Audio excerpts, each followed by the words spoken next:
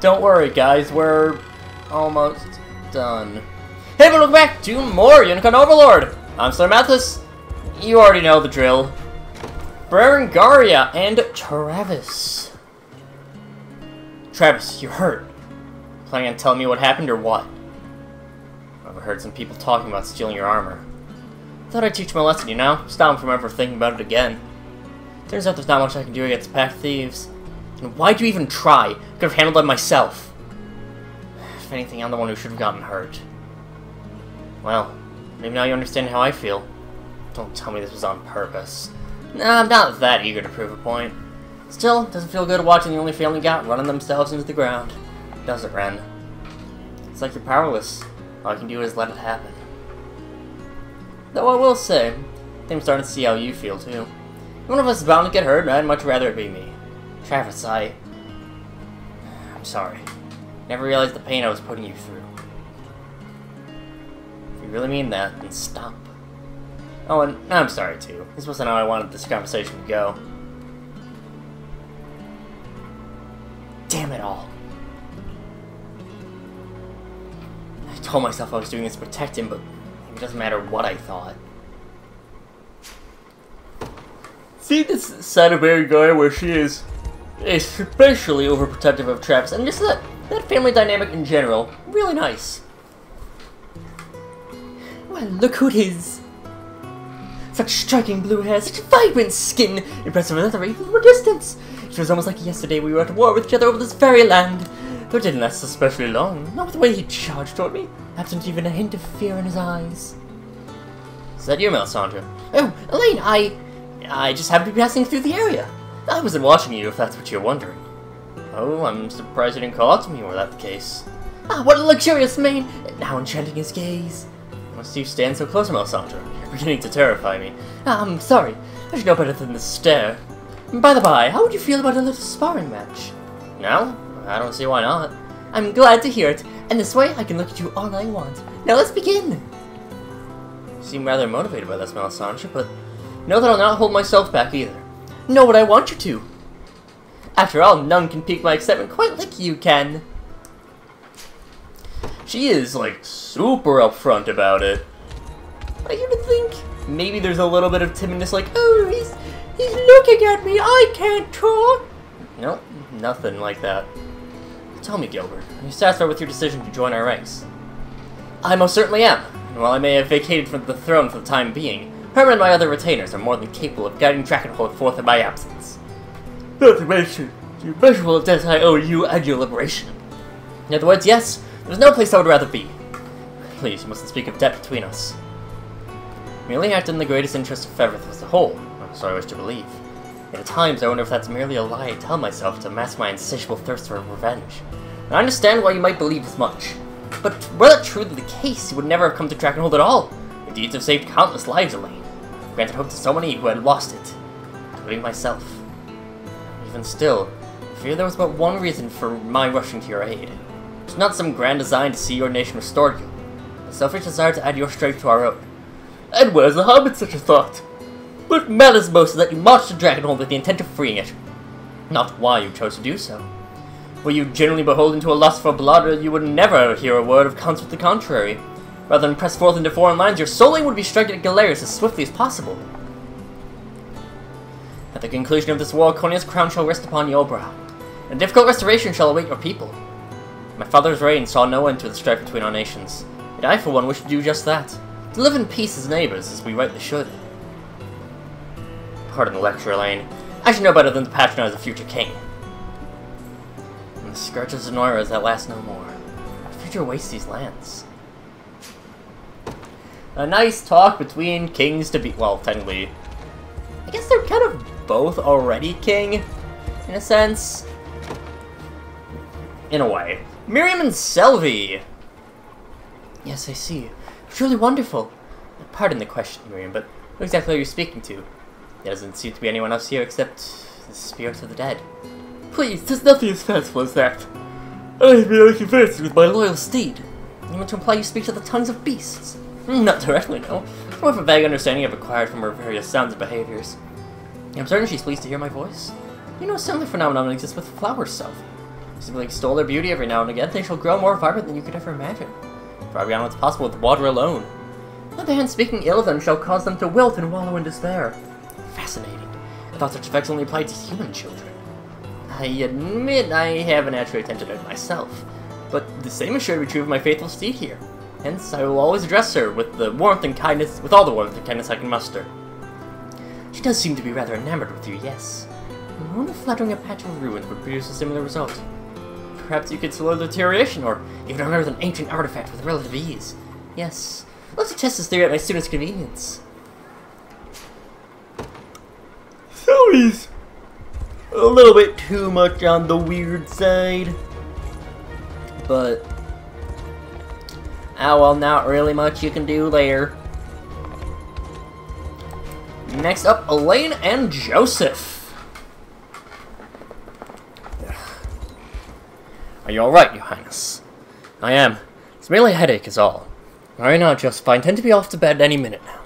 I wish that were true, yet the maps and tactical reports in your hands appear to speak otherwise.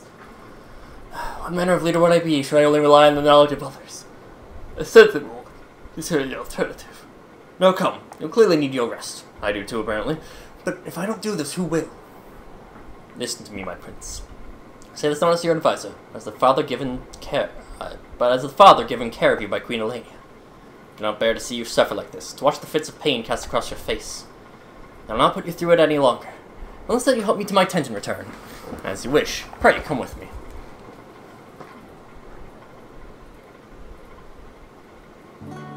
Are you warm enough, Your Highness? I am. It feels as though I'm in a child again, under your attentive care as I was for so many years in Palavia. Yet you've grown much and more in this time since. You stand taller now, kinder, true leader, holding to none but your own command. Be assured that in that growth, and let your worries be washed away by the gentle tide of sleep. Thank you, Joseph. Even in slumber, I can still see echoes of the boy you once were. How foolish I was to refer to myself as his father. I'm the blade of the royal family, nothing more.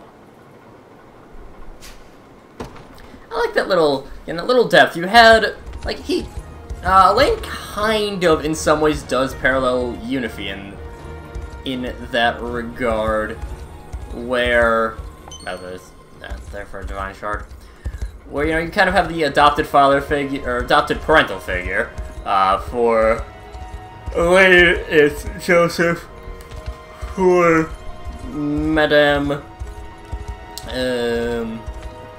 Madame Unifi, it's your daughter, brother in Ramona. Alain and Bruno. Ooh, Bruno voice. Damn, Travis. What do you think he is, anyways? Something happened between the two of you, Bruno. Oh, nothing. It's just he keeps forcing all my favorite foods on me. Of course, I'm having to take him, but I don't know. He never used to do nothing like this before. Really, you think he'd be fighting me for the good stuff, not just giving it away? I'm not certain I would, actually. If I had to guess, I would assume he still feels guilt over the manner in which he departed the Tricorns. Either that or he's merely happy to be sharing your company again, Bruno. That's enough standing around talking about it, though. I'm gonna bring all this back to him. You aren't going to keep his gift? I did, the first time. This has been dragging on for days now. It's like he's barely even thinking me of his friend anymore. I should just stop trying to worry about me and go back to being the same old Travis. Perhaps you could tell him that, then.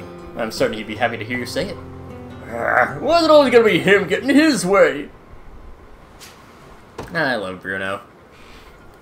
We do talk about Bruno. I've not heard that song. Have not watched the movie. Alain and Mandarin. Okay. If I may, Mandarin, so you're giving up your food to a child in town earlier. Oh yeah? What of it? I suppose I'm merely wondering why. You don't go hungry with less to eat. I only ever turned to thieving for gamble's sake, you know. I don't look at much choice either way, growing up as poor as I did. Every night I sleep out in a field just like this one, choked down grass to keep my stomach from screaming at me. But once in a while, I get trailers stopping by to tear off some of the bread for me. I always thought it was the damnedest thing, so I made a promise to myself. I ended up surviving past childhood, I was going to do for other people what those travelers did for me. I understand your reasoning, Mandarin. I can't agree with it, not if it means you're going to hinder your own well-being. Should have known you'd lecture me for this. But I'm telling you, I'm fine. The worst comes to worst is always the grass. Then we feast together if that's your answer. My meal can go to a childless town as well. You've got to be kidding me? It's no joke. One day soon I shall be king of this nation, and once I am, I promise to never let my subjects go hungry again. It is only by knowing the bitter taste of grass myself that I can truly understand their pain. You thought to hear words like that coming out of Prince's mouth? But I guess it didn't think you'd ask me to join your army either. Pretty good guy, you know?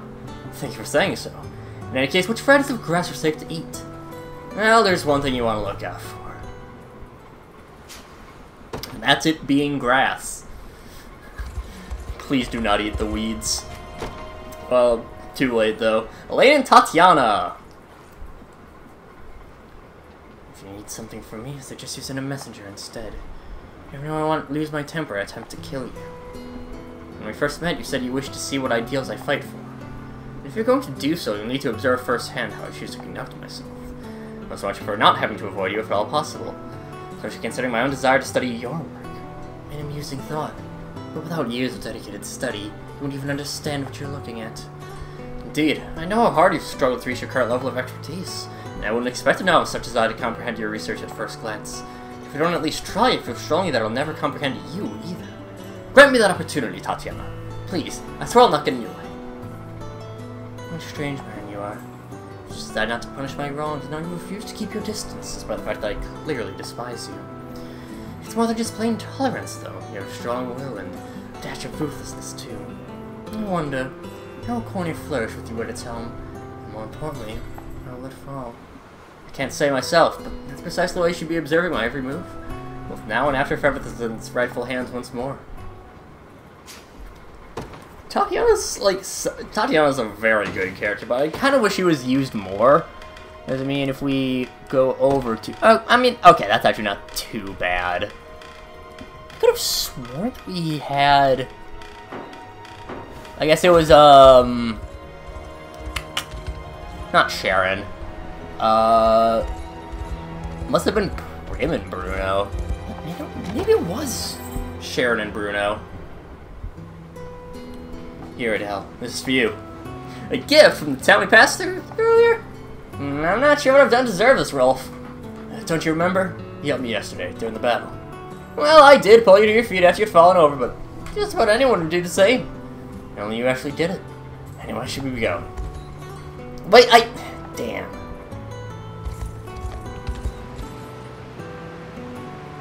I have something for you, Adele. Again? Don't tell me this is for returning your coin first after you dropped it. If it is, I won't accept. It's common courtesy, Rolf. Nothing more. Maybe so, but a debt is a debt, no matter how small. Answer me this, then. Is there a reason for all this stubbornness? This is something my mom said the day she died.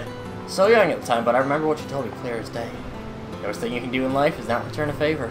She never got the chance to teach me many lessons, so I tried to take the ones she did teach me as seriously as possible. Well, I won't begrudge you that wish, but can't you express the same emotion with a simple thank you? To be perfectly honest with you, I've never known if words would be enough. So you wanted to make sure you made your point. I get that, but don't worry, Rolf. You've more than shown just how appreciative you are. It's good to hear. And thank you again, Adele. Please, any more gratitude and I think I might blush.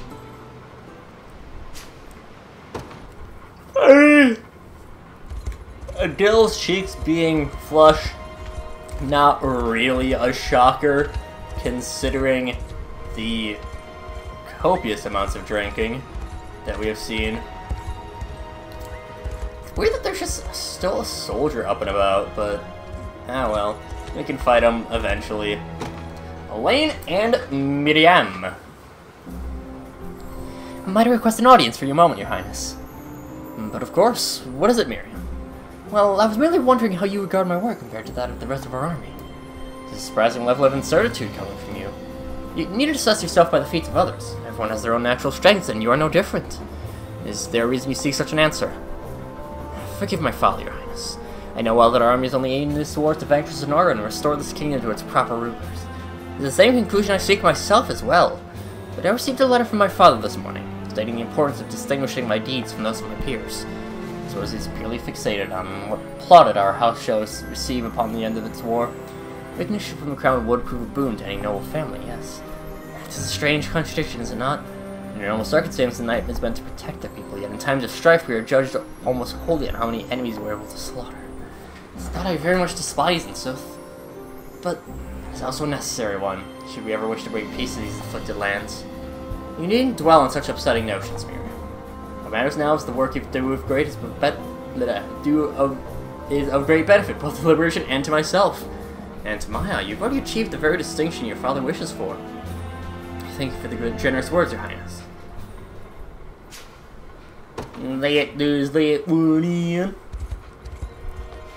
And probably getting close to the last in Cornwall. Could you spare a moment, Your Highness? What is it, Hawk? As it just so happens, I've recently devised a new battle formation oriented purely towards the magical arts. I was hoping I might test it out when Zero next strikes, but I'll need more sorcerers if I wish to do so. In that case, I'll have some transferred over from another unit right away. You would truly do that for me? But it's still just an idea and I've no guarantee it'll prove effective. Nor will you unless you have the opportunity to assess its utility in genuine combat. Should it fail, I've every faith you'll see its flaws refined, and perhaps even more so should it succeed. Well, yes, I suppose. It's an odd sensation speaking with you like this. Treat me not with the contempt I'd expect from a royal prince, but care and respect for your common man. Perhaps because I've spent more time living and hiding on Palavian shores than stepping fine teas in the royal chambers. For my part, Hawk, I consider you to be anything but common. It's clear you're a great sorcerer, even if you fail to realize it yourself. And seeing how little I know of the finer points of magic, 'tis of merit indeed to have you around. Then let us alert the other sorcerers at once. I'll do whatever I must to remain worthy of that praise. I'm certain you will. I am just going to end things off early, because that is, as far as I can tell, the last of what we have in Cornea. So, next time we do report conversations in Alfheim. I don't know if we'll do all of them. I doubt it. But until then, see you guys later.